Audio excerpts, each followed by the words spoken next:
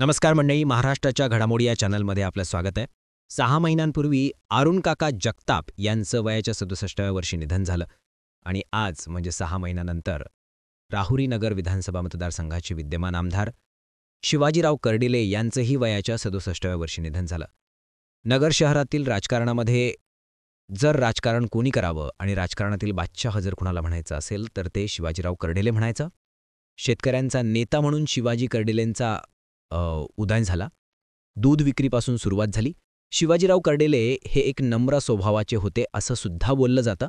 कारण माहिती आहे का, जसा जसा त्यांचा आमदारकीचा अनुभव वाढत गेला तसा तसा शिवाजीराव कर्डिलेंचा ऑरा आणि स्वभाव बदलत गेला.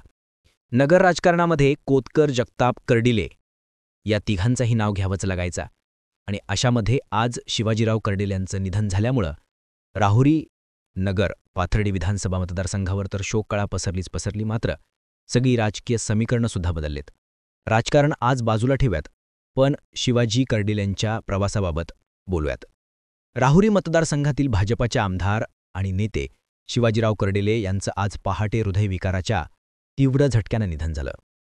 साईदीप हॉस्पिटलमध्ये त्यांना आणण्यात आलं होतं. वयाच्या 67व्या वर्षी शिवाजीराव कर्डिले यांनी आपला अखेरचा श्वास घेतला. त्यामुळे त्यांच्या समर्थकांना मोठा धक्का बसला असून जिल्ह्यासह राज्यभरामध्ये हळहळ व्यक्त केली जाते. अहिल्यानगर तालुक्यातील बुरहाननगर या गावातील कर्डिले यांचा राजकीय प्रवास थक्क करणारा. दूध उत्पादक शेतकरी, गावात सरपंच, आमदार, राज्यमंत्री असा त्यांचा प्रवास.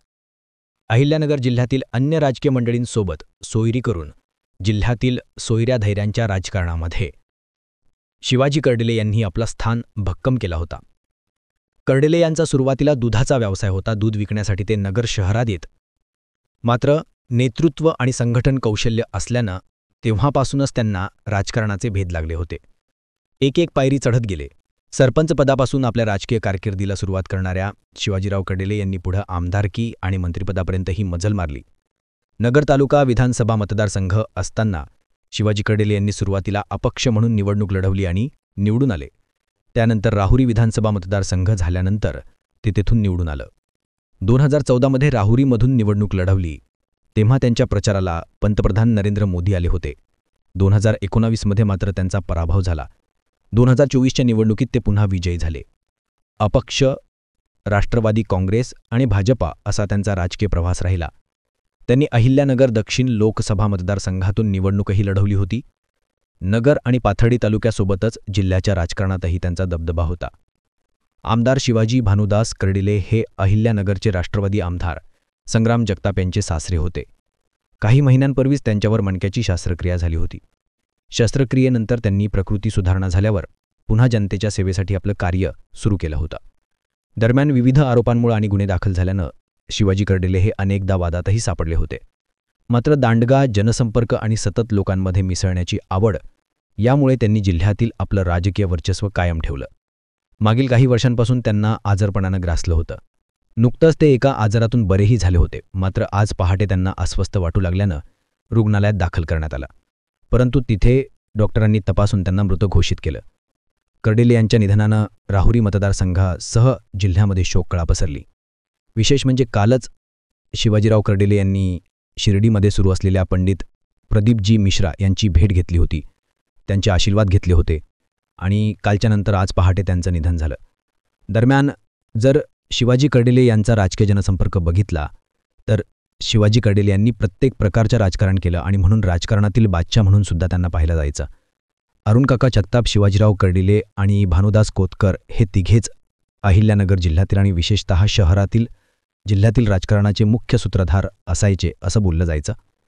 शिवाजी कर्डिले यांच्या पश्चात अक्षय कर्डिले हे त्या मतदारसंघातील धुरा सांभाळताना दिसत होते. 6 महिन्यांपूर्वीच विधानसभा निवडणुका झाल्या तेव्हापासूनच शिवाजी कर्डिले कधी कुठे दिसायचे तर कधी कुठे नसायचे आणि तेव्हापासूनच मतदारसंघामध्ये माहिती भेटली होती की शिवाजी कर्डिले हे आजारी आहेत. मात्र त्यांच्या जागी अक्षय कर्डिले यांनी त्यांची कमी भरून काढण्याचा पुरेपूर प्रयत्न केला होता. जिथे शिवाजी कर्डिलेंची कमी असायची तिथे अक्षय कर्डिले उपस्थित दिसायचे.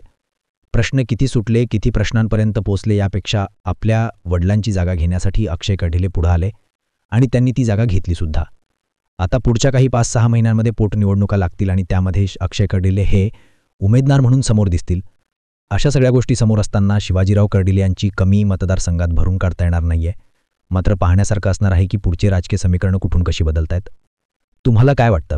शिवाजी कर्डिलेंच्या पश्चात अक्षय कर्डिले यांना त्यांची जागा घेणं जमलं? कॉमेंट सेक्शनमध्ये जरूर व्यक्त व्हा. शिवाजी कर्डिले, अरुणकाका जगताप दोघांनीही वयाच्या 67व्या वर्षीचा अखेरचा श्वास घेतला. संग्राम जगताप यांनी अरुणकाकांच्या पश्चात मतदारसंघ एकाकी लढवला असं दिसून येत होता. मात्र संग्राम जगताप यांचा भक्कम आधार म्हणून सुद्धा शिवाजी कर्डिलेकडे पाहिलं जात होतं. आता तो आधार दोघांकडूनही म्हणजे संग्राम जगताप आणि अक्षय कर्डिले दोघांचाही गेलाय. आता पाहिल्यासारखं असणार आहे की नगरचं राजकारण काही वेगळ्या दिशेने बदलत आहे की जसं सुरू होतं तसंच राहत आहे. या सगळ्या घडामोडींकडे तुम्ही कसं पाहता? शिवाजी कर्डिले यांच्यासोबतचा तुमचा काही वैयक्तिक अनुभव होता का? तो अनुभव आम्हाला कॉमेंट सेक्शनमध्ये जरूर शेअर करा आणि महाराष्ट्राच्या घडामोडी या आपल्या चॅनलला आवर्जून सबस्क्राईब करा. धन्यवाद.